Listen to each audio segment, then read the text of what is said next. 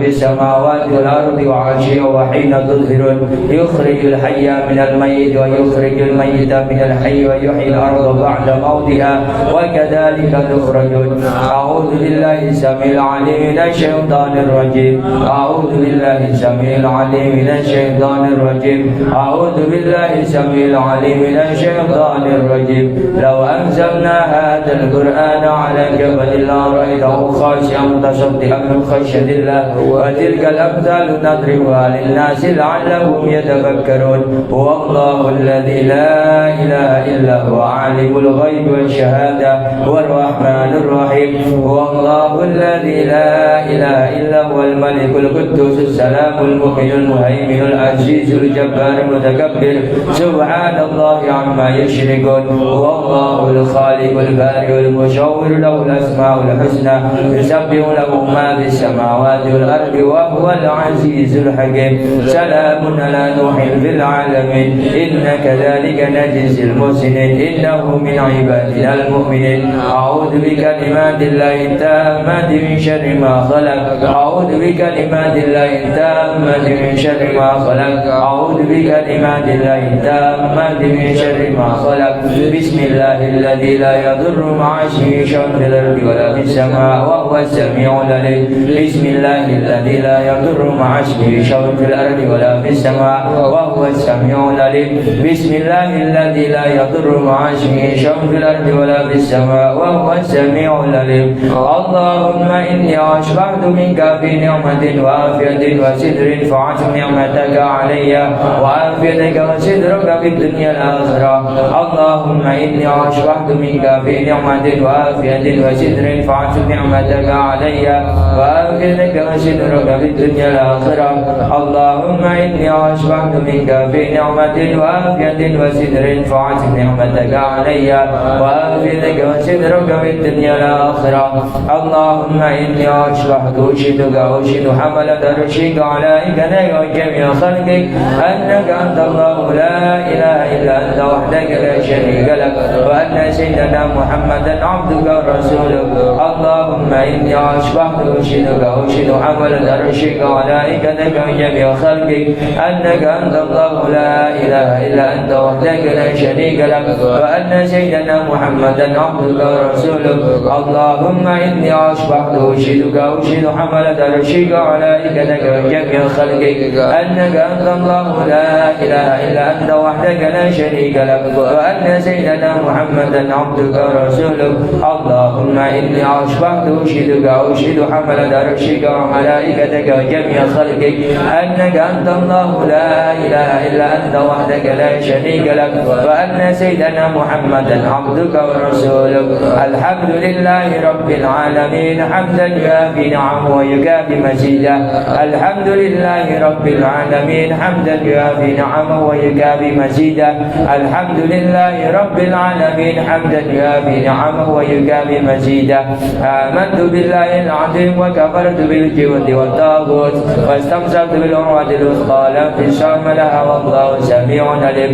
آمنت بالله العظيم وكفرت بالجبت والطاغوت واستمسكت بالعروة الوثقى لا انفصام لها والله سميع عليم.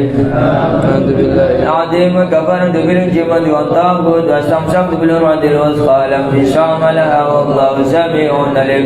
رضيت بالله ربا وبالإسلام دينا وبمحمد صلى الله عليه وسلم نبيا ورسولا.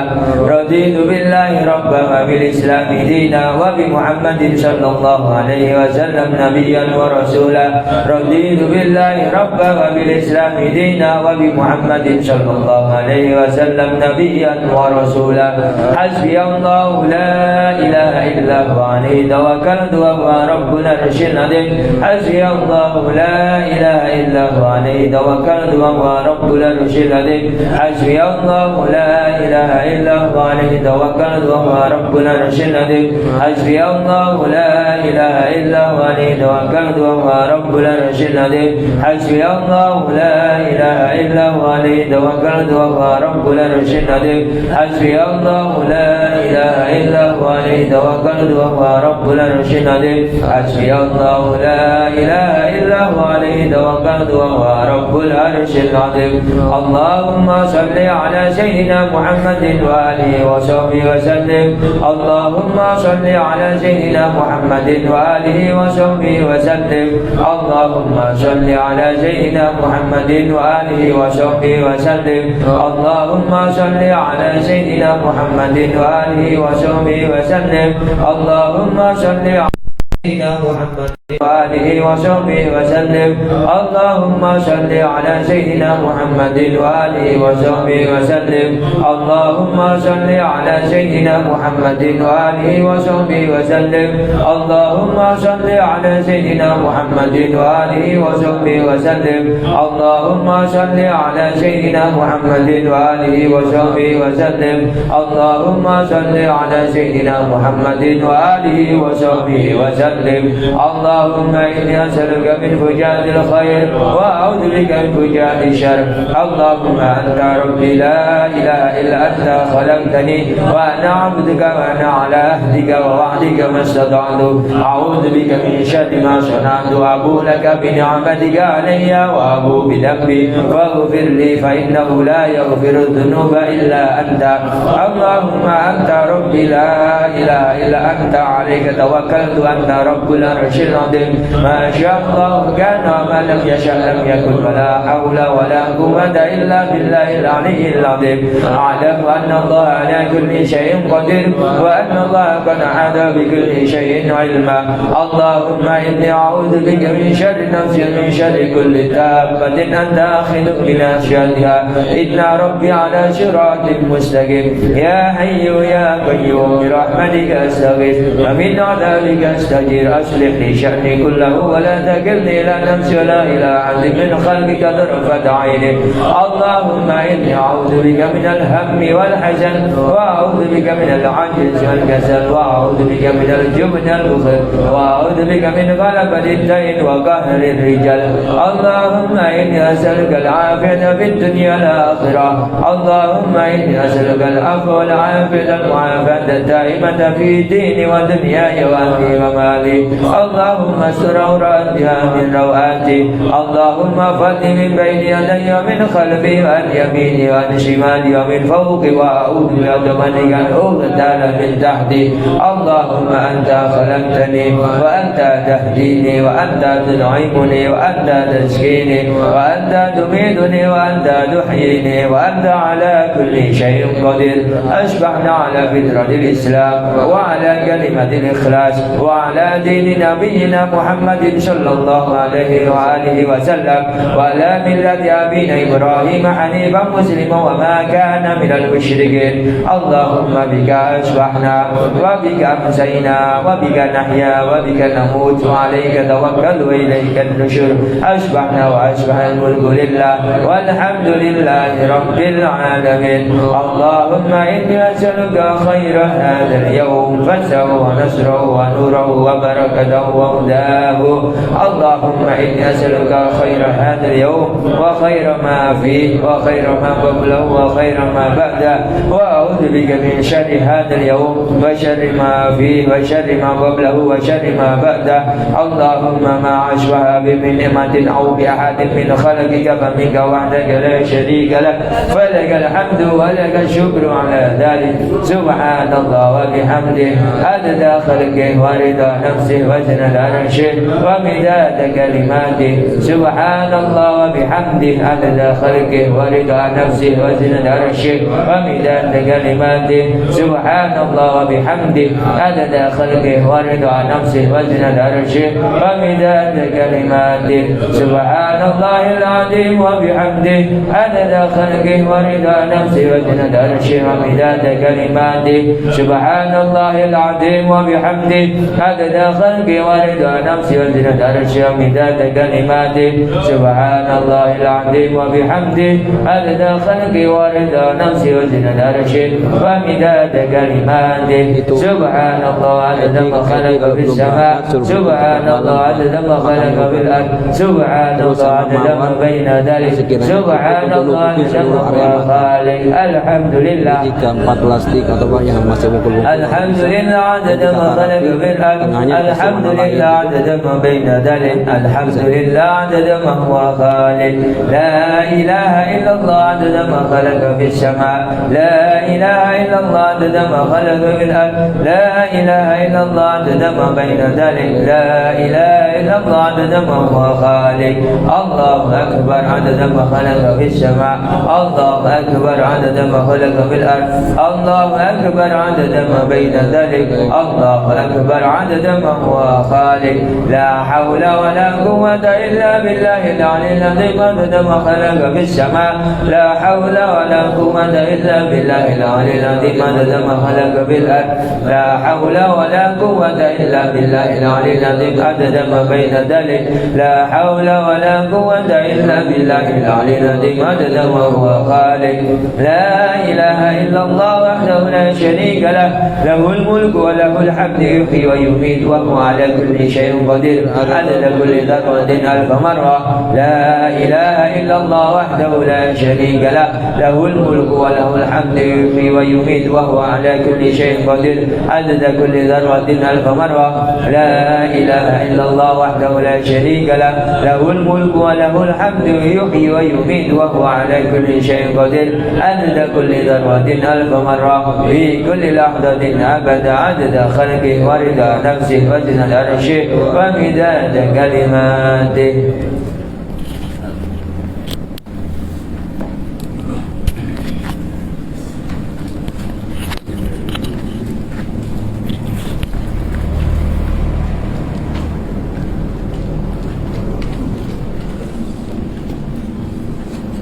بسم الله الرحمن الرحيم اللهم إني أقدم إليك بين يدي كل نفس ولمحة ولحظة وخطرة وضربة يضرب بها أهل السماوات وأهل الأرض وكل شيء هو كائن بعلمك أو قد كان أقدم إليك بين يدي ذلك كله الحمد لله رب العالمين اللهم صل وسلم على سيدنا محمد وعلى آله في كل لحظة أبدا عدد نعم الله وإفضاله اللهم ربنا آتنا من لدنك رحمة وعلمنا من لدنك علما سبحانك لا علم لنا إلا ما علمتنا إنك أنت العليم الحكيم بسم الله الرحمن الرحيم نويت التعلم والتعليم والتذكر والتذكير والنفع والانتفاع والإفادة والاستفادة والحث على التمسك بكتاب الله العزيز وسنة رسوله والدعاء إلى الهدى والدلالة على الخير ابتغاء وجه الله تعالى ورضائه وقربه وثوابه سبحانه اللهم صل على سيدنا محمد وآله وسلم اللهم علمنا علما نفقه به أوامرك ونواهيك وارزقنا فهما نعرف به كيف نناجيك يا أرحم الراحمين اللهم إنا نسألك فهم النبيين وحفظ المرسلين وإلهام الملائكة المقربين اللهم أغننا بالعلم وزينا بالعلم وأكرمنا بالتقوى وجملنا بالعافية يا أرحم الراحمين اللهم إنا نستودعك ما قرأناه أو نقرأه في هذا المجلس وما قبله وما بعده فاحفظه علينا حتى ترده إلينا وقت احتياجنا إليه يا أرحم الراحمين اللهم أكرمنا بنور الفهم وأخرجنا من ظلمات الوهم وافتح لنا أبواب رحمتك وانشر علينا حكمتك يا أرحم الراحمين سبحانك لا علم لنا إلا ما علمتنا إنك أنت العليم الحكيم وصلى الله على سيدنا محمد وعلى آله وصحبه وسلم اللهم يا من مقاليد الأمور كلها بيده وإليه يرجع الأمر كله يا فتاح يا عليم افتح علينا فتحا قريبا وصلى الله على سيدنا محمد وعلى آله وصحبه وسلم. Bismillahirrahmanirrahim. Radhiyallahu ankum wa qala radhiyallahu an. Masalah-masalah yang berhubungan dengan rukun ruku'. Nah, bismillah, alhamdulillah, wassalatu wassalamu ala rasulillah Sayyidina Muhammad bin Abdullah.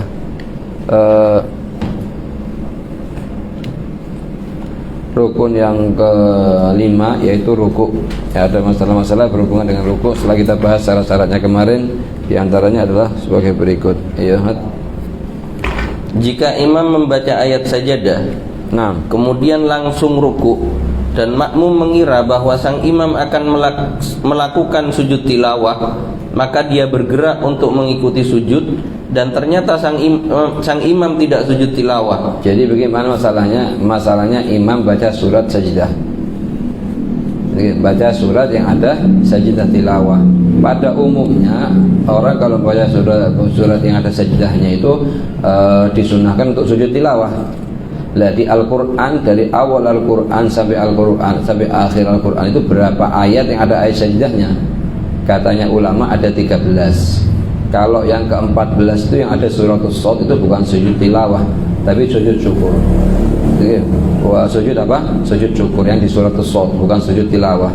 Jadi kalau kita membaca surat Shad, ada ayat sajdah itu ada tanda sujud, itu adalah sujud syukur, bukan sujud tilawah. Dari lainnya itu dari awal sampai akhir selainnya suratus Shad, maka sujudnya adalah sujud tilawah. Lah kalau misalnya imam baca surat sajdah misalnya, kemudian langsung gerak imam ke posisi, makmum mengira akan sujud, sedangkan niatnya imam hanya sebatas ruku, dia tidak akan sujud tilawah. Imam kira Allah, lah Allahnya ini imam akan gerak ke posisi ruku, Allahu Akbar, begini aja, tidak akan sujud begini.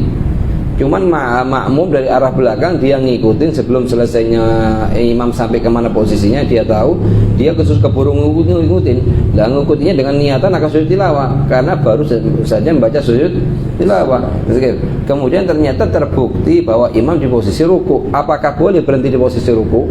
Karena gerakannya tadi niatnya untuk sujud tilawah. Kita ketahui kemarin, wah setiap gerakan kita akan ruku, apakah harus niatkan untuk ruku atau tidak perlu niat? Seperti yang kita ketahui kemarin, jika ada shorif maka disyaratkan, jika tanpa shorif maka tidak disyaratkan. Apa shorif? Misalnya niatan yang lain selain ruku, atau niatan lain selain i'tidal, atau niatan yang lain selain sujud. Lah kalau ada shorif maka disyaratkan harus gerakannya untuk ruku, tidak boleh selain ruku, atau untuk keduanya boleh. Tapi kalau tanpa shorif, tidak ada niatan shorif sama sekali, seperti misalnya imam tidak baca sajdah dan lain-lain di surat yang ada sajdahnya, lah pada umumnya imam tidak akan sujud, karena tidak ada sebab yang menyebabkan dia untuk bisa melakukan sujud tilawah. Oke. Lah kalau di masalah seperti ini maka tidak perlu kita niatkan gerakannya kita untuk ruku. Ya, kendalanya sekarang yang masalah kita temuin yaitu imam seperti sering terjadi di hari Jumat di Masjid Nabawi. Di hari Jumat di Masjid Nabawi bisa dikatakan ini hampir 90% mesti baca surat sajdah. Itu kan? Di rakaat pertama sabbihisma, di rakaat kedua sabbihisma la ayat sajdah. Wah, itu kebanyakan 90% imam sujud tilawah. Oke, setelah sujud tilawah bangun lagi meneruskan ayat lagi. Cuman kadang imam tidak sujud. Lah kadang posisi imam tidak sujud, makmum sudah sujud duluan. Apalagi di soft belakang-belakang. Betul ya? Akan tetapi ruku, maka makmum berhenti pada ukuran ruku. Nah, karena ngelihat imamnya berhenti di posisi ruku, dia tidak meneruskan makmum Allah berhenti di ruku, tapi niatnya gininya tadi itu niatnya untuk sujud tilawah ya. Maka hukum ruku makmum tersebut adalah tidak sah. Menurut sebagian ulama hukumnya tidak sah rukunya, karena gerakannya niatnya untuk sujud. Kalau tidak sah berarti gimana ya? Dan wajib baginya kembali berdiri kemudian ruku. Allahu Akbar lagi, baru Allahu Akbar di posisi ruku, karena gerakannya tadi tidak terhitung ya. Hal ini menurut pendapat Al-Imam Ibn Hajar. Menurut pendapatnya Ibn Hajar tidak sah, harus kembali lagi ke posisi ruku ya. Dan Syekh Zakaria Al-Ansari, gurunya Ibn Hajar namanya Syekh Zakaria Al-Ansari ya. Sedangkan menurut pendapat Al-Imam Jamal Ramli dan Al-Imam Khatib Syirbini, hukum rukuknya adalah tetap sah. Rukuknya tetap sah. Menurut Imam Ramli dan Imam Khatib Syirbini pengarang kitab Mughnil Muhtaj, Imam Ramli pengarang kitab Nihayatul Muhtaj, mereka berdua mengatakan sah. Karena gerakannya makmum aslan semata-mata untuk ngikutin imam, dimanapun posisi imam dia akan ikutin. Imam mau rukuk dia ikutin, imam mau sujud akan diikutin. Makanya oleh katanya mereka berdua yuktafar, kesalahannya niatnya makmum itu yuktafar, diampuni, dimaafkan. Dengan pengertian halas, dihukumi rukuknya sah, tidak perlu balik lagi, kembali lagi. Jadi intinya apa kesimpulannya? Kesimpulannya kalau imam baca ayat yang ada sajdahnya, sebetulnya dia dianjurkan untuk melakukan sujud, tapi dia tidak akan melakukan sujud tilawah. Karena sujud tilawah sunnah, boleh dia kerjakan, boleh dia tinggalkan. Lah di posisi tersebut imam memilih meninggalkan sehingga dia berhenti di posisi ruku. Allahu Akbar, di posisi ruku. Sedangkan makmum tidak tahu kabarnya imam, tidak tahu niatnya imam akan mengerjakan apa. Dia mengira pakai inisiatif dia, pengiraan dia sendiri bahwa imam karena baca ayat sajdah dia akan sujud, maka gerakannya digunakan untuk sujud. Dalam masalah ini setelah melihat imam di posisi ruku, dia berhenti di posisi ruku dan diteruskan sujud. Kalau diteruskan sujud batal salatnya. Tapi dia posisi ruku. Bagaimana hukum rukuknya? Menurut pendapatnya Ibn Hajar sama Syekh Zakaria Al-Ansari, dia harus balik lagi. Baru Allahu Akbar lagi. Menurut pendapatnya Ramli sama Khatib Sirbini, tidak perlu. Alas tetapkan di posisi, jangan gerak lagi sudah. Yuktafar, dimaafkan atas kesalahan niatnya dia, waktu gerakannya akan digunakan untuk sujud. Ya. Perbedaan pendapat di atas yaitu jika sang makmum telah selesai membaca suratul Fatihah. Ini semua omongan kalau makmum itu waktu dia mau Allah memang sudah selesai Fatihahnya. Tapi kalau di iyyaka na'budu wa iyyaka nasta'in terus selesai bacaannya sajdahnya imam langsung seakan-akan menunjukkan ke dirinya akan sujud. Kemudian makmum ngikutin dengan dasar ngira akan sujud tilawah. Setelah kelihatan imam di posisi rukuk, bagaimana posisi dia? Ya. Dan jika sebelum membaca suratul Fatihah sebelum rukuk, maka wajib mengikuti imamnya. Kemudian menambah 1 rakaat setelah salamnya imam dari sholat. Kalau makmum ini belum selesai, kan ada masalah-masalah kita ketahui waktu kita baca di rukun yang keempat atau rukun yang ketiga, yaitu rukun membaca suratul Fatihah. Surat Fatihah ini kan harus dibaca secara bersambung, nggak boleh diputus-putus, sehingga harus wajib ulang lagi. Di antaranya kecuali kalau diputusnya dengan beberapa masalah, di antaranya ngikutin sujud tilawahnya imam. Misalnya sekarang begini gambaran masalahnya, imam baca Fatihah selesai, imam baca Fatihah selesai, sekarang makmum baca Fatihah. Tengah-tengah makmum baca Fatihah, imam itu baca surat sajdah, kemudian imam sujud tilawah. Makmum di pertengahan Fatihah, iyyaka na'budu wa iyyaka nasta'in. Kemudian apa? Ngelihat imam sujud tilawah, hukumnya gimana? Tinggalkan dulu Fatihahnya nanti, ikut sama imam sujud tilawah. Setelah ikut sama sujud tilawah, berdiri lagi, teruskan, bukan diulang lagi dari depan Fatihahnya. Fatihahnya tidak keputus dengan sujud, tidak muktafar. Termasuk perkecualian itu. Tidak putus dengan apa? Dengan mengikuti imam untuk melakukan sujud tilawah. Nah, dalam masalah ini seperti ini, kalau sekiranya imam melakukan sujud tilawah, tapi ini kenyataannya imam tidak melakukan sujud tilawah. Oleh karenanya apa? Oleh karenanya wajib bagi makmum untuk ngikutin imam di tempat posisi yang dia ada, tidak boleh kembali lagi. Terus setelahnya itu ditambah 1 rakaat setelah salamnya imam. Karena seakan-akan dia meninggalkan rakaat tersebut sudah. Apa sebab meninggalkannya? Karena tidak baca Fatihah dengan sempurna. Kenapa imam yatahammal? Imam yatahammal kalau imam itu bisa nanggung Fatihahnya makmum kalau sekiranya imam ahlan ditahammul. Yaitu kapan? Kalau makmumnya masbuk. Sedangkan imam sekarang bukan masbuk, muafik dia.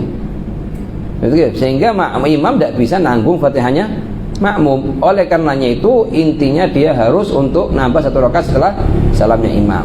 Jadi anak ulang lagi, gimana gambaran masalahnya secara singkat dan gimana hukumnya. Masalahnya secara singkat ini, imam baca surat yang ada sajdahnya, kemudian imam berhenti di posisi ruku. Makmum tidak tahu dia ngira imam ini akan sujud tilawah, gerakannya digunakan untuk sujud tilawah. Lah dibagi menjadi 2 keadaan. Ada kalanya qabla ikmalul Fatihah, ada kalanya ba'da ikmalul Fatihah.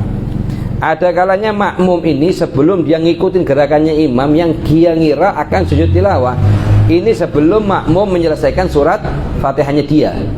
Kalau imam sudah, ada kalanya setelah menyelesaikan surat Fatihahnya dia, pembacaan surat Fatihahnya dia. Kalau masih belum menyelesaikan surat Fatihahnya dia, maka hukum yang berlaku pertama, makmum tidak boleh kembali lagi posisi qiyam. Yang kedua, makmum wajib nambah 1 rakaat setelah salamnya imam. Makmum wajib nambah 1 rakaat setelah salamnya imam. Ini semua kalau qabla ikmalul Fatihah, sebelum menyempurnakan Fatihahnya makmum. Tapi kalau setelah menyempurnakan makmum sudah selesai Fatihahnya dia waktu mulai rukuk sama imam itu dalam posisi dia sudah menyelesaikan Fatihahnya dia. Waladhdallin, amin. Dilihat imam kok setelahnya setelah selesai membaca membaca surat sajdah, dia ada gerakan. Lah gerakannya dia kira sujud tilawah. Ternyata bukan ruku. Lah ini ada dua pendapat. Oke, menurut pendapatnya siapa namanya pertama? Ibnu Hajar sama Syekh Zakaria Al-Ansari. Syekh Zakaria. Jangan lupa namanya dua orang. Yang kedua namanya Romli sama Khatib Syrbini. Nah, menurut pendapatnya Ibnu Hajar sama Syekh Zakaria Al-Ansari, dia harus balik ke posisi berdiri, kemudian harus ngulangi rukuknya lagi. Menurut pendapatnya siapa? Romli sama Khatib Syrbini, dia tidak boleh kembali dan terhitung cukup. Jadi posisi seperti ini kadang kita butuh di waktu tengah-tengah sholat. Kadang kita ingat sekarang perincian seperti ini kita tulis, ingat. Kalau masih tulis ingat. Tapi kalau dari tulis bisa kita punya lupa. Betul. Lah muskilahnya apa? Muskilahnya waktu pas sholat perincian ini kita lupa. Betul. Mau nyari kitab batal sholatnya kita. Wah, kapan ingatnya? Ingatnya kalau sudah baca lagi, ada faedahnya. Makanya kita di sini ada doa jenis dikatakan di doanya sebelum kita baca sebelum taklim, di sini dikatakan apa? Waktu ini. Fahfadhu alaina hatta taruddahu ilaina waqta ihtiyajina ilaih. Ingatkan anak di masalah ini pas di posisinya, anak ingat butuh. Oke, makanya kadang kita dalam hadis suruh baca doa ini sebelum kita taklim supaya kita ingat di posisinya. Kapan bisa ingat di posisinya? Kalau kita ulang-ulang terus sehingga fikih itu nyampur dengan darah dagingnya dia sudah. Di posisi begini harusnya begini, di posisi begini harus begini. Itu ingat dia. Betul. Di waktu dia mana? Tengah-tengah sholat, kan begitu ya. 2. Jika dalam posisi sujud timbul keraguan, apakah telah ruku atau tidak? Nah, kalau sekarang itu posisinya ini seorang yang sholat, baik dia imam atau munfarid, posisinya di sujud. Lah waktu sujud dia ragu, anak tadi sebelum sujud ini sudah ruku, sebelum itu sudah ruku atau belum? Ayo. Maka wajib berdiri untuk ruku. Nah, hukum pakai hukum aslinya. Apa hukum aslinya? Tidak ngerjakan ruku. Al-asal adamuhu. Pakai hukum aslinya. Al-asal adamu yaitu apa? Berarti belum ruku. Harus kembali ke posisi berdiri, kemudian ruku, kemudian i'tidal, kemudian balik lagi ke sujud. Ini semua kalau munfarid sama imam. Karena salatnya dia tidak bergantung dengan salatnya orang lain. Ya. 3. Jika membaca ayat Al-Quran dalam posisi ruku atau rukun-rukun lainnya selain rukun berdiri, maka hukumnya adalah makruh. Misalnya kita baca di waktu ruku, baca surat Al-Fatihah atau surat Al-Falaq, An-Nas, atau waktu sujud kita baca surat Al-Quran dan lain-lain, hukumnya makruh. Karena posisi Al-Quran itu di posisi berdiri, baik di sholat fardu atau sholat sunnah. Baik di sholat fardu atau di sholat sunnah. Lah kalau misalnya kita mau baca, batal soalnya tidak batal. Salat itu tidak batal dengan zikir, tidak batal dengan doa, tidak batal dengan pembacaan Al-Qur'an. Tidak batal dengan tiga ini. Misalnya kita di waktu ruku atau di waktu sujud kita baca Udul Latif, boleh. Batal salatnya tidak batal. Atau kita misalnya baca di waktu i'tidal atau kita baca di waktu ruku, batal tidak? Hah? Mau baca Wirdul Latif di waktu i'tidal atau ruku atau sujud batal enggak? Atau julus sajdatain batal enggak? Hah?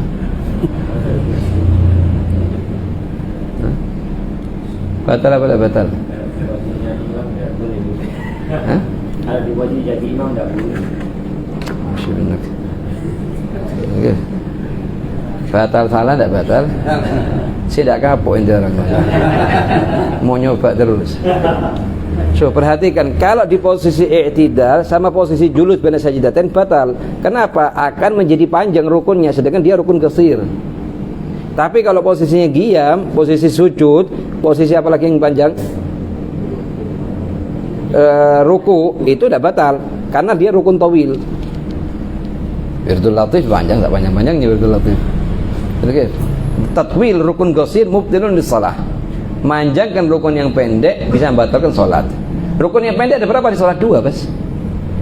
Al-i'tidal sama julus baina sajdatain. Lah itu dua rukun qasir, dua rukun yang pendek kalau dibaca dipanjangkan lebih dari ukuran yang dianjurkan batal salatnya. Tapi kalau apa namanya itu, kalau rukun yang panjang seperti sujud, qiyam, rukun panjang itu tidak masalah, 1 jam tidak apa-apa. Karena dia rukun panjang aslan. Itu kan? Lain hanya kalau apa? Satu i'tidal. Yang kedua julus baina sajdatain. Itu kan? Maka kalau memanjangkan keduanya ini menjadi batal. Tidak. Itu kan? Perhatikan.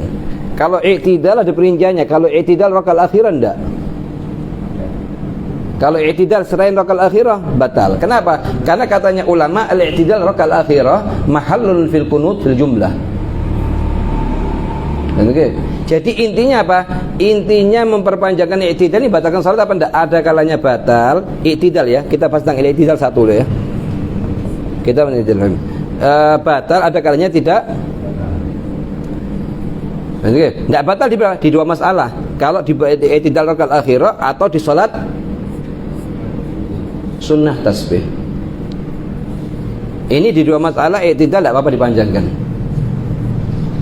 Oke. Kalau ini batal di selain keduanya ini batal. Oke. Kenapa? Karena i'tidal kendalanya i'tidal sama julus baina sajdatain ruknun qasir. Rukun yang pendek. Oke. Ayo. Hasan ditulis. Kalau ditulis nih insyaallah khawatir seminggu lagi tinggal setengah maklumatnya. Sebulan lagi tidak ada. Oke, saya. 4. Jika seorang makmum mendapatkan imam dalam posisi ruku, maka sekarang imam makmum masuk ke masjid mau salat zuhur misalnya. Imam di posisi ruku. Ayo. Maka ia telah mendapatkan 1 rakaat dan hukum salatnya sah menurut pendapat yang kuat dalam mazhab Imam Syafi'i. Oke, sekarang ada ini saya tulis. Perhatikan. Sudah pernah bawa, cuman anak ulang, mungkin ada yang belum pernah hadir. Jadi kita punya 3 masalah. Masalah yang pertama namanya idrakul rakaah di selain Jumat. Yang kedua, idrakul rakaah di salat Jumat. Yang ketiga, idrak fadilatul jamaah. Tamam? Ada berapa masalahnya? 3. Yang pertama apa? Idrakul rakaah di selain di ghairil Jum'ah. Subuh, Isya, Asar, Zuhur. Oke. Yang kedua, idrakul rakaah fil Jum'ah di salat Jumat. Yang ketiga, idrakul rakaah idrakul fadilatul jamaah. Idrak fadilatul jamaah. Ini beda-beda sekarang. Beda-beda. Jadi kita letakkan posisinya di posisi masing-masing. Yang pertama, idrakul rakaah di selain Jumat. Dengan apa kita bisa dapatkan rakaat salaman? Bi idrakir ruku'ul imam, dengan nututin imam di posisi ruku. Wat ma'anna fihi ma'ah, dan tumaknina bersama dia. Kadang kita lihat ya anak-anak muda kecil-kecil itu masuk masjid kelihatan imam ruku cepet-cepetan Allahu Akbar. Supaya apa? Supaya tidak ketinggalan 1 rakaat. Itu katanya fuqaha, gambaran dari keadaan semacam ini nih ada 7. Di 6 batal sholatnya, di 1 sah. Gambaran cepet-cepetan masuk sholat gara-gara kepingin apa? Nututin 1 rakaat, itu ada 7 gambaran. 6-nya semuanya salah, batal sholatnya. Yang 1 betul dan sah, dapat rakaat. Apa yang betul? Yang betul itu kalau takbirnya khusus digunakan takbiratul ihram, kemudian tumaknina, kemudian rukuk bersama imam, kemudian tumaknina bersama imam, maka di 2 keadaan ini, di 1 keadaan ini dikatakan dia telah menututin 1 rakaat dan sholatnya sah. Tapi kalau sudah takbirnya 1 kali digunakan untuk takbiratul ihram sama ruku, atau takbirnya ruku aja, atau atlak, atau tidak tumaknina di qiyam, atau tumaknina di qiyam tapi tidak tumaknina bersama imam di ruku, itu semuanya tidak dapat rakaat. Bahkan di sebagian salat, di sebagian keadaan batalkan salatnya dia.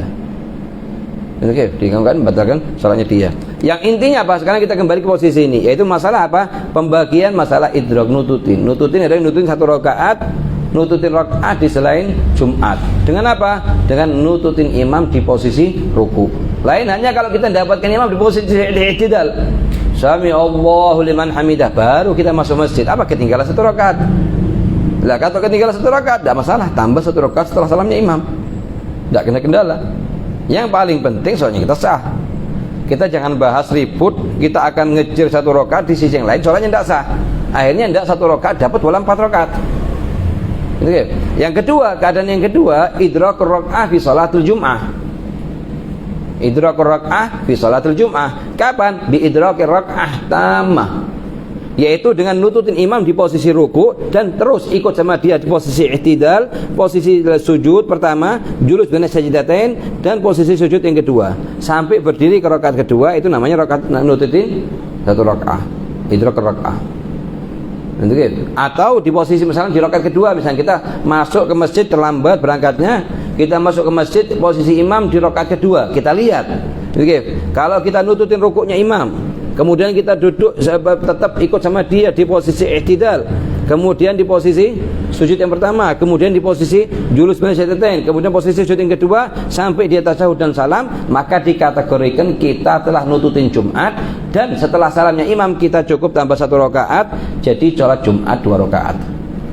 Tapi kalau kita nututinnya imam setelah i'tidal, setelah imam sami Allahu liman hamidah, kita masuk sholat Jumat sedangkan imam di i'tidal rakaat kedua, hukumnya bagaimana? Wajib kita niatnya sholat Jumat, tapi sholatnya nanti setelah salamnya imam, sholat 4 rakaat, bukan sholat 2 rakaat. Kalau sholat 2 rakaat batal sholatnya itu, menurut pendapat yang kuat. Kenapa? Karena ini tidak mendapatkan 1 rakaat sama imam aslan, ketinggalan sama sekali, maka wajib sholat 4 rakaat. Ayo. Nah yang ketiga namanya idrak apa? Idrak fadilatul jamaah. Idrak fadilatul jamaah ini didapatkan meskipun imam di posisi tasyahud terakhir. Misalnya ente sekarang masuk masjid mau sholat zuhur sama imam, imam di posisinya di tasyahud terakhir sudah, ente sholat belakangnya dia, usolli fardhu rakaat ma'mun, Allahu akbar, duduk sama dia, dapat fadilah jamaah. Dari secara global fadilah jadi dapat. Cuman beda antara orang yang nututin imam dari rakaat pertama sama orang di tasyahud terakhir, ya beda fadilahnya, pahalanya beda. Cuman dari secara global dia dapat fadilah jamaah, dapat. Begitu ya. Jika telah memenuhi syarat-syaratnya, yaitu tatkala takbir harus diniatkan hanya untuk takbiratul ihram. Atau yang pertama, seperti ini keadaan ini, yang sering masuk masjid kemudian karena imam di posisi rukuk takut ketinggalan, Allahu akbar, cepat-cepatan langsung rukuk. Ini seperti yang bilang ada 7 gambaran disebutkan di kitab Fathul Alam juz 2, dan 6 gambarannya dihukumi batal, tidak sah, 1 gambaran dihukumi sah dan dapat 1 rakaat. Kapan dihukumi sah 1 rakaat? Yang pertama harus diniatkan untuk takbiratul ihram. Untuk takbiratul ihram, Allahu akbar, niatnya untuk takbiratul ihram. Karena untuk takbiratul ihram rukun. Kalau takbirnya intigalat, waktu kita mau pindah ke rukuk, tidak semua sunnah. Ente baca, tidak baca, tidak masalah. Tapi jangan diniatkan takbiratul ihram untuk perkara yang lain. Supaya apa? Supaya tidak membatalkan salatnya ente. Nah, ya. Ini yang pertama. Yang kedua, tatkala takbir harus dalam keadaan berdiri. tatkala takbir berdiri. Apa kalau lah ini sudah tidak berdiri lagi ente, sudah sampai ke posisi rukuk nanti. Harus posisi tenang, berdiri tegak. Allahu akbar. Kemudian tumakninah, subhanallah, baru rukuk. Allahu akbar. Dapat tumakninah sama imam. Nah, baru. Begitu. Kalau sudah kayak gini, ini tidak tumakninah sama sekali, digiam, tidak batalkan salatnya dia nanti. Begitu ya? C. Tumakninah setelah takbir dan sebelum rukuk. Tumakninah setelah takbir, Allahu akbar, tumakninah, diam dulu, jangan kesusu keburu gini. Begitu ya? D. Tumakninah tatkala rukuk bersama imam. Tatkala rukuk bersama imam tumakninah. Kalau tidak, batalkan salat, karena tumakninah dalam rukuk merupakan syarat atau rukun. Yang kedua-duanya harus ada. Kalau tidak, rukuknya dia tidak sah. Gitu ya. E. Rukuk tersebut terhitung dalam salat imam. Lain halnya rukuk tersebut terhitung dalam salat imam. Lain halnya apa? Lain halnya jika imam melakukan rukuk yang lebih karena sebab lupa. Karena lupa. Misalnya imam lupa rukuk 2 kali, sedangkan dia nututin di rukuk kedua, dan nututin tidak juga. Begitu juga, bukan lebih dia rukuk asli cuman di salat sunnah khusuf. Kalau dengan cara yang kedua atau cara yang ketiga, kan ada 3 cara. Di rakaat kedua tidak nututin rakaat dia, meskipun idrak rukun fi rukuk. Gitu ya. Maka tidak terhitung telah mendapatkan 1 rakaat. Iya, tidak terhitung ya. 6 rukun yang ke-6 ya tidak.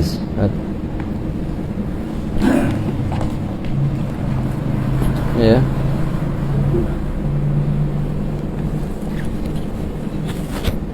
Bismillahirrahmanirrahim. Amin. Far'un المعقود عليه في النكاح حل الاستمتاع اللازم المؤقت بموت أحد الزوجين. Naam. Bismillah, alhamdulillah, wassalatu wassalamu ala Rasulillah Muhammad bin Abdullah wa ala alihi washabihi wa wala. Sudah kita bahas. Sekarang perhatikan. Nikah ini lebih mirip kepada akad jual beli. Sekarang misalnya Zaid mau nikah dengan Hindun. Ada sesuatu yang diberikan Zaid kepada Hindun, yaitu mahar. Misalnya uang, berupa uang 10 juta rupiah kan. Dan ada perkara yang diberikan Hindun kepada Zaid, yaitu bisa dia berhubungan dengan Zaid, dengan Hindun. Itu kan sama kayak jual beli. Misalnya Zaid sekarang mau jual mobil ke Khalid. Menjual mobil ke siapa? Ke Khalid. Dengan harga berapa misalnya? Harga misalnya 10 juta. Lah, dari Zaid ke Khalid mobil, dari Khalid ke Zaid uang. Ini akad yang diberi. Sekarang kalau di akad pernikahan dari suami mahar, dari calon istri bubu. Semacam seperti ada akad jual beli di sini. Jadi serah terima kan. Lah sekarang yang dipermasalahkan oleh fuqaha, yang dijadikan barang yang diberikan oleh calon istri itu apa? Kalau dari suami sudah satu, namanya mahar. Cuman dari calon istri itu apa? Ya. Coba ulang, ya. Al-ma'qud alaihi fi nikah hillul istimta' Hillul istimta'. Yani dari Zaid ke Hind mahar berupa uang 10 juta misalnya, atau emas atau pakaian dan lain-lain yang disepakatin. Lah dari Hind ke Zaid ada diperbolehkannya untuk beristimta dengan Hind. Yang tadinya haram, mandang haram, nyentuh haram, sekarang jadi halal. Ya, itu yang pertama. Yang kedua, Gil, al-lazim al-muaqqat bi mauti ahadi zawjain. Al-lazim al-muaqqat. Maksudnya hilul istimta ini hanya bukan terus sampai meskipun dia telah meninggal, lah, sampai ke titik dia meninggal, begitu ya. Wa yajuzu raf'uhu bitalaq wa ghairihi. Wa yajuzu raf'uhu bitalaq, dan bisa dilepas akad ini hilul istimta ini dengan cara mencerai. Setelah dicerai halas, tidak boleh lagi, seakan-akan ajnabiyah lagi. Loh, berarti kalau sekarang istilahnya Zaid ini mencerai Hind, berarti kan Zaid tidak boleh hubungan lagi sama dia kan? Tidak boleh mandang, tidak boleh begini dan lain-lain. Apakah dia boleh Zaid bagi narik uangnya? Tidak boleh juga. Tidak boleh juga. Kenapa? Karena dia telah ngambil barang yang telah dipakai. Wa kaifa wa qad afdha ba'dukum ila ba'd. Telah gunakan barang yang dipakai. Ya. Kecuali ada sebagai jenis tolak namanya iwad, namanya tolak khulu, pakai iwad, itu boleh narik kembali, ya.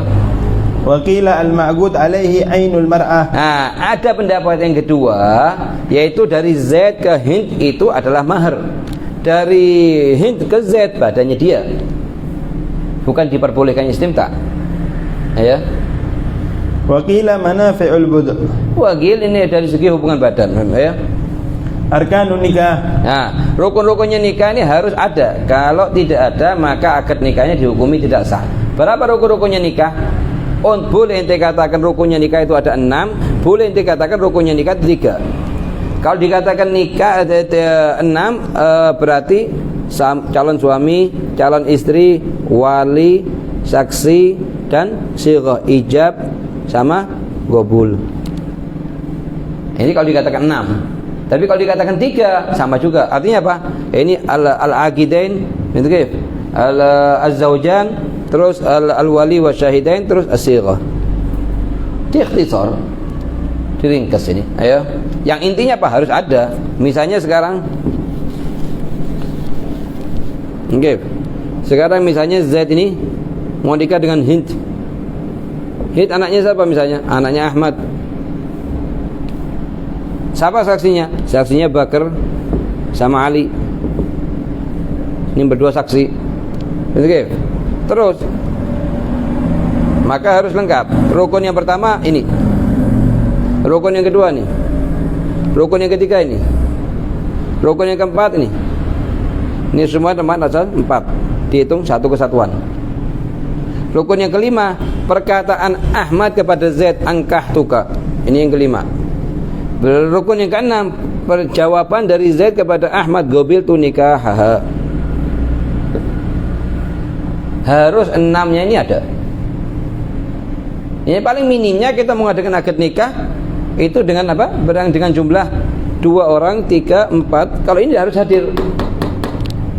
Tidak harus hadir calon istri di tempat akad nikah, tidak harus. Boleh hadir, boleh tidak. Karena dia tidak wajib mengucapkan apapun atau menerima lafaz apapun. Yang bicara hanya wali sama calon suami. Kalau dia diem aja sebagai pendengar. Boleh hadir, boleh tidak. Apalagi, perhatikan ya, apalagi kalau sekiranya ini calon istri dipakein hiasan semuanya, terus suruh hadir di depannya orang laki semuanya, depannya para undangan semuanya, suruh dengarkan. Ini salah kaprah ini. Kenapa? Karena sekarang ini pertama istri dengan seluruh zinahnya dia seluruh hadir. Itu sudah menyebabkan ratusan maksiat.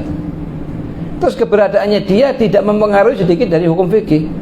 Hadir atau tidak hadir sama. Lain hanya kalau disatukan di satu posisi, di satu kamar misalnya khusus untuk muslimat, perempuan khusus hanya dengarkan lewat mikrofon, atau ada mungkin ada layar yang dia ngelihat, ada masalah sebatas ngelihat.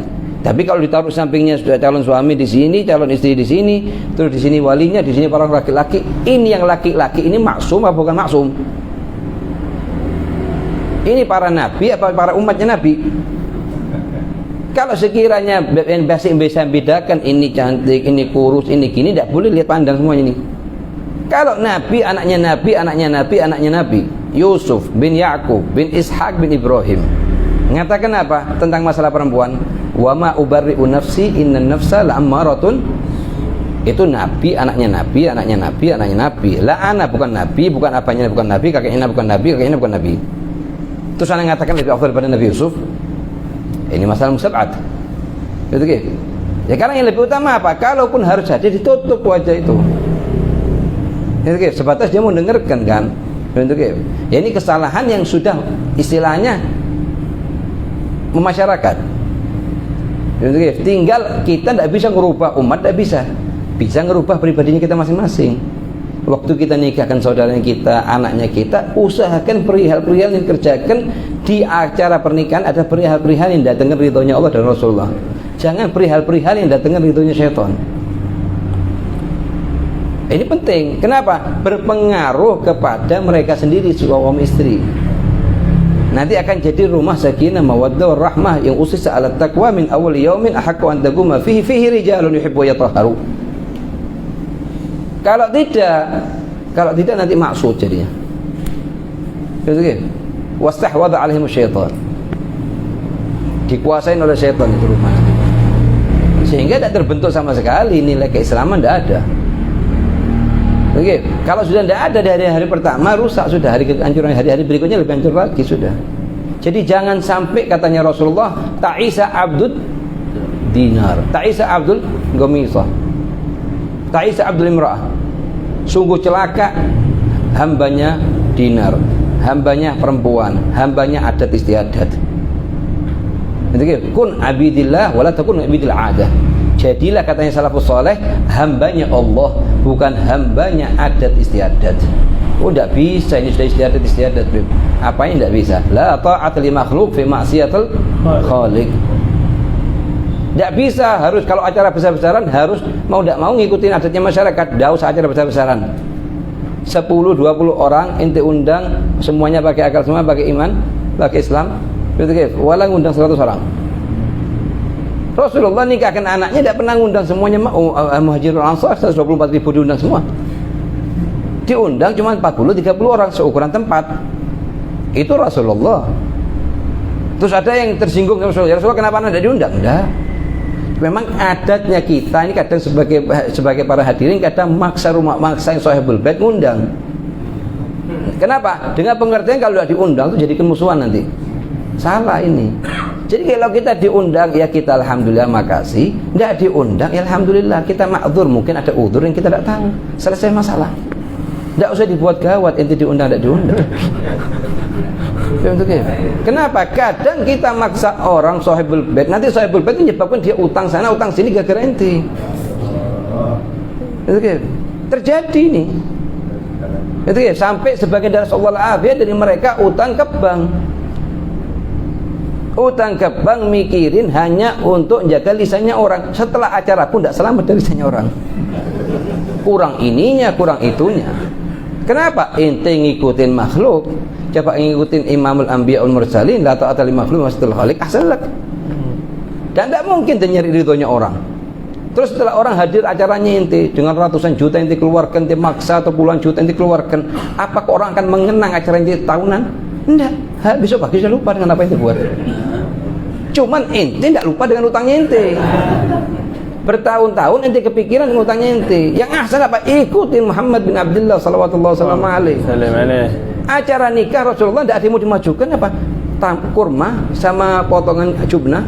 Apa jubnah? Keju. Alas.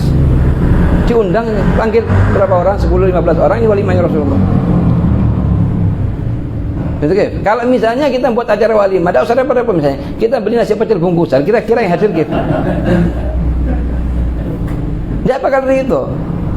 Kita mau maksa diri, tidak bakal ridho. Kalaupun mereka ridho sebentar, kita kepikiran sama utang bertahun-tahun. Maafi ahsan, tidak ada yang lebih utama daripada kita kerjakan acara sesuai gonun aturannya hukum syariat tanpa maksa diri. Punya uang lebih, kasihkan ke calon suami sama istri.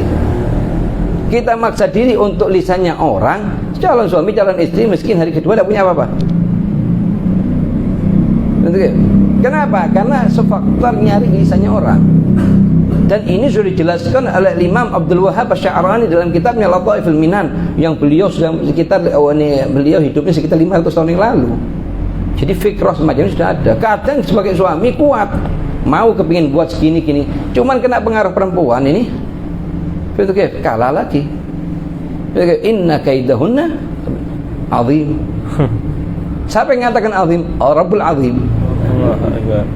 Ini pengaruhnya perempuan kuat. Enggak, ini kita tidak enak-enak. Pernah ada namanya Habib Abdullah bin Husain bin Thahir, Imam Azim, yang pengarang kitab apa namanya? Yang tiap malamnya 1000 rakaat. Suatu hari dia akan nikahkan putrinya. Kemudian musyawarah sama keluarganya. Ditanya, siapa yang mau diundang? Maksudnya Habib Abdullah bin Thahir, undangan seukuran tempat. Tempat ukuran cukup 25 orang, undang 25 orang. Tidak usah maksa diri di atas luar tempat. Akhirnya apa? Katanya sebagian dari keluarganya, enggak dia Habib kalau tidak diundang bulan itu termasuk ini perkara tidak baik bagi kita, nanti orang bisa ditulis F1. Megang subha, Habib Abdullah megang subha, megang tasbih. Yang kedua, pulang kalau diundang yang kedua. Yang ketiga, yang keempat, dibuku satu-satu. Kampung satu ini selesai, kampung lagi sampingnya juga. Setelah itu kampung satunya lagi. Sampai full ini satu sekali. Kata Habib bin Thahir, yang ahsan tidak usah pakai uyup ini semua, tidak usah pakai. Besok pagi kita undangkan 7-8 orang. Assalamualaikum. Nanti kalau ini diundang, tidak diundang, tersinggung. Tapi mereka tidak mengerti udhurnya sahibul bait. Tahunya kenapa Anda tidak diundang. Ini maksa kita sahibul bait agar dia jatuh kepada perkara-perkara yang tidak diridhoi oleh Allah. Bukan hakata sya'nul mukmin. Sahabat itu Rasulullah waktu ngundangin nikahkan Siti Fatimah Zahra dengan Sayyidina Ali bin Abi Thalib, enggak 124.000 diundang. Ukuran 20-30 orang. Yang lain enggak, terus tanya ke Rasul, "Ya Rasul, kenapa kemarin ada diundang kemarin?" Enggak ada. Kenapa? Mereka ahlul iman. Apa yang dikatakan Rasulullah halas ini. Tahu keadaannya Rasulullah halas. Enggak ada satupun dari mereka yang kenapa saya tidak diundang. Ma'dzur. Jadi kita selalu ambil udzur dari saudaranya kita. Kita selalu ambil udzur kita diundang, alhamdulillah diundang, ma'dzur, kita doakan supaya kedua mempelai itu bahagia dunia akhirat, bisa mengerjakan hukum syariat, ngamalkan hukum syariat di dalam rumahnya mereka masing-masing. Kita bantu doa. Yang penting apa? Yang penting kita tidak maksa sahibul bait sampai jatuh ke perkara utang atau perkara-perkara yang lain tidak diridhoi oleh Allah gara-gara sebabnya harus undang kita. Ayo. Arkanun nikah khamsatun. Zaujun ini calon suami Zaid. Ayo. Wa zaujatun. Zaujat Hindun. Ayo. Wa waliyun. Wa wali misalnya apanya Ahmad, akan datang perinciannya aulia nanti. Ayo. Wa syahidan. Wa syahidan Bakar wa Ali. Ayo. Wa sigha. Wa sigha perkataannya Ahmad, ijab ini as-sighah itu ijab dan qabul. Perkataannya Ahmad kepada Zaid, zawajtuka binti fulana binti fulan bimahar kadza wa kadza. Kemudian Zaid ini menjawab qabitu nikahaha bil mahril madhkur. Ayo. Liqauli Rasulullah sallallahu alaihi wasallam kullu nikahin la yahduruhu arba'atun fa huwa sifah. Kullu semua nikah yang tidak dihadiri oleh empat siapa? 2 saksi, suami dan calon suami sama wali. Itu adalah sifah, adalah zina. Katanya Rasulullah. Makanya di sini Imam Syafi'i mewajibkan harus ada 4. Wali 1, calon suami 2 orang saksi jadi 4. Ayo. Wa qala alaihi salatu wassalam fattaqullaha fin nisa. Fattaqullaha fin nisa adalah bertakwalah Allah kepada waktu megang seorang perempuan. Ayo. Fa innakum akhadtumuhunna. Sesungguhnya kalian akhadtumuhunna ngambil mereka ini semua perempuan-perempuan ini ya. Bi amanillah. Di amanillah dengan amanat yang Allah serahkan kepada kalian. Amanat apa? Maknanya banyak. Betul. Kalau kita mau bahas masalah amanat dari 1 hari tidak cukup. Yang Allah kasihkan kepada Allah. Tadinya perempuan itu di raqabahnya apanya? Di tanggung jawabannya apanya? Selain ente mengatakan gobitu nikah, di satu sisi ente boleh bahagia, di satu sisi ente harus agak sedih sedikit. Kenapa harus sedih? Karena semua yang dikerjakan perempuan tersebut mulai detik itu dihisapnya ente.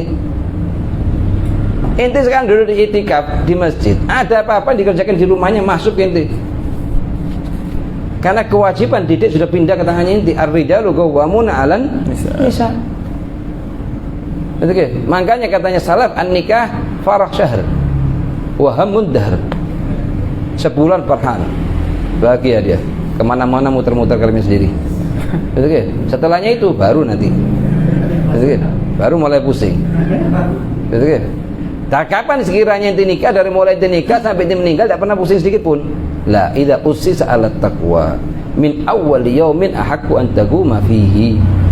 Sampai ke titik bulan madunya pun tidak keluar dari gonun syariat, tidak keluar dari akhlaknya Nabi Muhammad.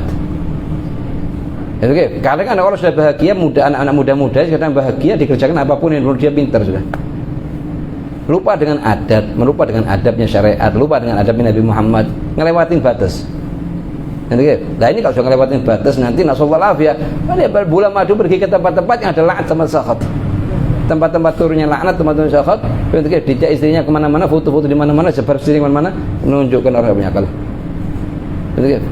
Kenapa? Karena tidak ada ruh iman di hatinya dia, sehingga apapun yang dia kerjakan tidak ada malu.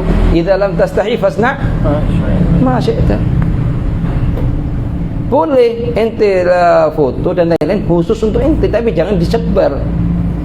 Istrinya ente, auratnya ente, jangan disebar kepada orang. Dan tidak ada manfaatnya. Nanti datangkan orang yang mandang haram, timbul di hatinya orang yang mandang sesuatu tidak diridhai oleh Allah. Atau timbul hasud, kena musibah gara-gara tingkahnya ente tidak ngikutin sunnahnya Muhammad bin Abdullah sallallahu alaihi wasallam.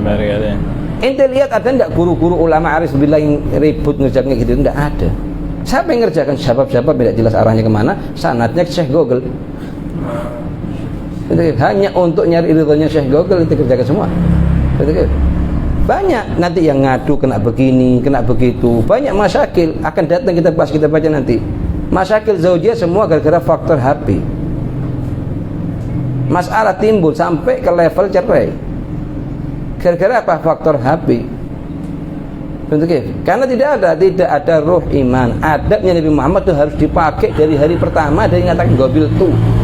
Jangan sampai ada ngelewatin hukum syariat. Kalau kepingin bahagia dunia dan akhirat, wa illa akan masuk di firman-Nya Allah, ya ayyuhalladzina amanu inna min azwajikum wa auladikum aduwwul lakum. Musuhnya kalian. Siapa yang mengatakan musuhnya kalian? Bunda, ini kan saya yang Allah yang mengatakan dalam Al-Qur'an. Aduwwul lakum. Kapan adu? Kalau kita tidak didik dia. Muskilahnya kita punya semangat ngasih nafkah, nyenengkan dengan segala bentuk masalah dunia, kita punya semangat. Tapi usahakan semangat juga lah 20%, 5%, 15% untuk akhiratnya mereka. Dengan pengertian misalnya, contoh yang kita bahas pada kemarin, kita masuk ke rumah sama istri dari luar, mau masuk rumah, ajarkan ke mereka baca ayat kursi. didik. Kalau enggak, ya tidak ente membaca, wala dia baca. Masuk ke rumah misalnya dari luar, masuk rumah, Allahu la ilaha illallah qayyum.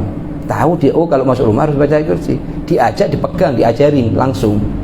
Kalau cuma disuruh, tidak akan dikerjakan. Begitu mau masuk kamar mandi, diingatkan doa masuk kamar mandi, keluar kamar mandi. Bangun tidur sudah baca doa, tidak ada baca doa. Sekarang baca ini kertas, tolong dibaca ini.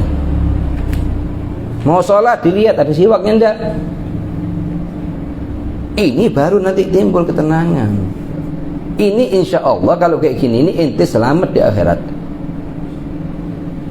Di samping ente masya Allah sudah baik sama dia, kasih makanan, minumannya dicukupin, semua pakaian dicukupin, tempat dicukupin, bagus. Khairukum ya ahli. Apa khairiyah ini? Khairiyah tentang rohnya dia, pribadinya dia, imannya dia lebih utama daripada khairiyah tentang berhubungan dengan badan dan pakaiannya dia. Gitu. Kita ngelihat istri kita antara maghrib sampai isya, waktu sangat mulia, nonton televisi, dia diam, nggak bakal diam. Kalau kepingin tahu suaminya marah, coba ente buka televisi antara maghrib sampai isya. Ini baru suami. Kalau ente ikut nonton, ini musibah lagi. Ente ngambil kopi duduk sampingnya istri ikut nonton maghrib sama isya, yang orang nangis ente nonton televisi. Salafus saleh itu antara maghrib sama isya nangis. Kenapa? Waktu sangat mulia. Apalagi di akhir lail, 1 jam waktunya orang tahajud. Waktu yanzilu rabbuna ila sama'id dunya wa ghairi dzalik, itu harus kita buat barnamaj. Loh, dari dulu kita tidak pernah, mulai besok pagi dibuat satu-satu, jangan dikasih sekaligus. Dikasih 100 tidak mampu, dia pikir kayak di pondok nanti rumahnya dia. Dirubah jadi pondok nanti. Ya kita lihat sendiri, guru kita lihat sendiri. Bagaimana dia masuk sama istri, kita lihat sendiri. Di pintu langsung Allahu la ilaha illallah qayyum. Semuanya satu, Allahu la ilaha qayyum. Itulah sendiri. Ditanya mana siwaknya, tidak ada, dibelikan siwak. Siwak itu sudah ada, Habib Zain itu kantongnya selalu penuh siwak. Kalau tidak ada, itu alhamdulillah ada siwaknya. Jangan dihilangkan lagi besok, dia bilang. Ini dikasih lagi. Betul. Muskilah sekarang dibagi siwak, besok pagi tidak bawa siwak lagi. Bagi siwak tidak bawa lagi siwak lagi. Lah itu satu aja. Satu seminggu berjalan, dilihat seminggu berjalan, tambah lagi 1 poin lagi. Tapi harus ada perubahan dalam rumah. Yang lain pelan-pelan. Yang lain pelan-pelan. Kalau urusan tidak masak, tidak apa-apa. Tidak nyucikan baju, tidak masalah. Tidak membersihkan rumah, jangan dibersihkan rumah. Karena tidak wajib bagi dia. Yang anak butuh dari ente, jangan sampai ente dekat sama di dunia, musuhnya di akhirat. Ini yang kita khawatirkan nanti. Karena Allah yang mengatakan adu. Wa illa ahakan nas, nanti orang yang paling berhak sama ente dari kiamat istrinya ente, anaknya ente. Ahakan nas. Bagaimana di dunia sahibnya ente, di akhirat pun di sahibnya ente, di barzakhnya pun sahibnya ente.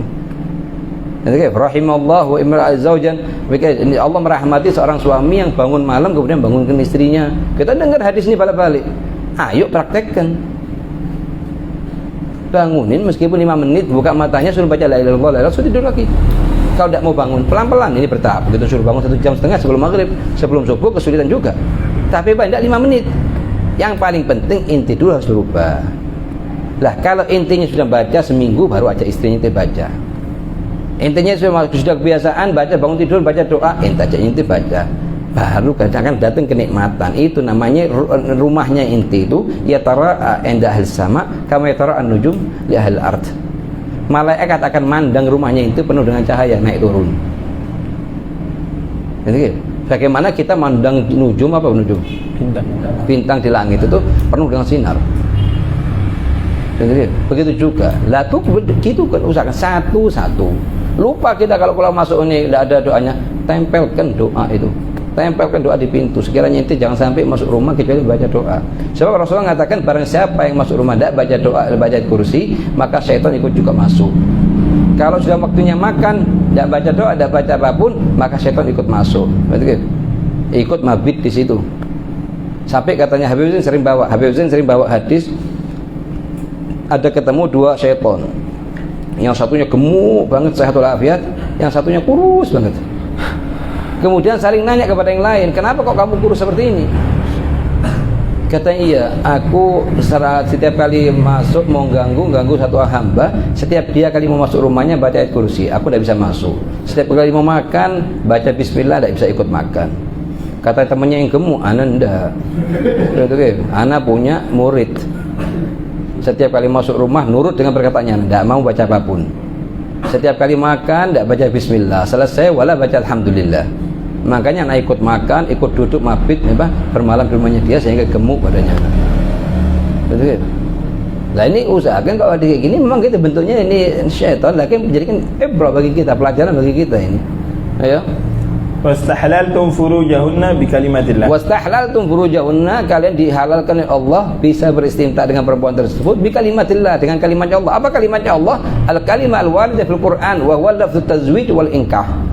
Yaitu lafaz tazwij dan lafaz inkah. Tidak bisa pakai selain keduanya ini. Betul? Falamma qadha Zaidun minha wataran zawwajnakaha. Betul? Fankihu ma taba lakum minan nisa mathna wa thulatha wa ruba'. Ya. Wa ghairu dzalik min al-ayat ya. Walaysa fi kitabillahi illa lafdhun nikah wa tazwij. Illa tazwij, tidak ada selainnya ya. Dengan pengertian tidak boleh menikahkan perempuan dengan selain lafaz nikah dan tazwij, misalnya saya jual atau saya hibahkan atau saya hadiahkan, tidak sah. Menurut mazhab Imam Syafi'i, menurut mazhab Abu Hanifah, semua lafaz boleh selama disebutkan mahar. Menurut Imam Malik, disebutkan lafaz boleh, sebagian lafaz tidak boleh selama diikuti dengan mahar juga. Ayo. Fadalla ala annahu lam yastahil furuja illa bihima. Illa bihima. Begitu ya. Ahkamun nikah. Bas. Ahkamun nikah supaya kita tahu ada kategorinya nikah ini wajib, ada kategorinya nikah ini sunnah, ada kategorinya nikah ini mubah, makruh, ada kategorinya haram, ada kategorinya mubah. Tergantung dari keadaannya masing-masing. Tidak bisa dikatakan nikah itu sunnah. Saya katakan siapa? Ada kalanya wajib, ada kalanya makruh, ada kalanya haram. Sebagaimana kita besok akan lanjutkan. Begitu ya. ربنا انفعنا بما علمتنا رب علمنا الذي ينفعنا رب فقهنا وفقه أهلنا وقرابات لنا في ديننا مع أهل كدر أنثى وذكر رب وفقنا ووفقهم لما ترتضي قولا وفعلا كرما وارزق الكل حلالا دائما وأهل أتقياء لما نحظى بالخير ونكفى كل شر ربنا واصلح لنا كل شؤون وأقر بالرضا منك العيون واقضي أن ربنا كل ضيوف قبل أن تأتينا رسل المنون واغفر واستر أنت أكرم من ستر وصلاة الله تغشى المصطفى من إلى الحق دعانا والوفاء بكتاب فيه للناس شفاء وعلى الكرام الشرفاء وعلى الصحب المصابيح الغرر اللهم اهدنا بهداك واجعلنا ممن يسارع في رضاك ولا تولنا وليا سواك ولا تجعلنا ممن خالف أمرك وعصاك وحسبنا الله ونعم الوكيل ولا حول ولا قوة إلا بالله العلي العظيم وصلى الله على سيدنا محمد وعلى آله وصحبه وسلم والحمد لله رب العالمين في كل لحظة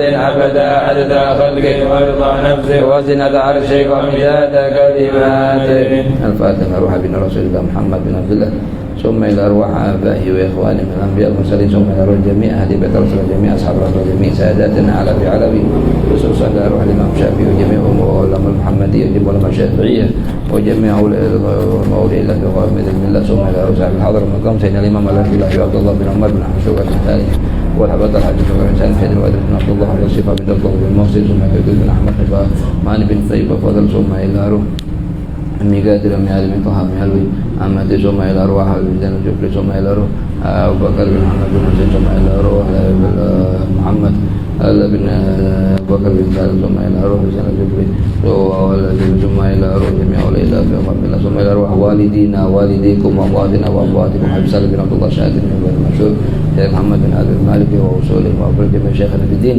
وأن الله يغفر لهم ويرحمهم ويتبشر بالرحمة ويسكن في الجنة ويكون ما قرأنا حجة لنا لا حجة علينا وأن نسأل الله أن يوفقنا للعمل بما سمعنا بما قرأنا وأن الله يحفظنا من شر إنس من شر دين شر ضارب باطل حاقد حاسد سر كل شر وأن الله يحفظنا من شر كل ذي شر في الدنيا والآخرة الهدنية يكون صالح الجامع الشامل لخيرات الآخرة وإلى حضرة النبي سر الفاتحة بسم الله الرحمن الرحيم الحمد لله رب العالمين الرحمن الرحيم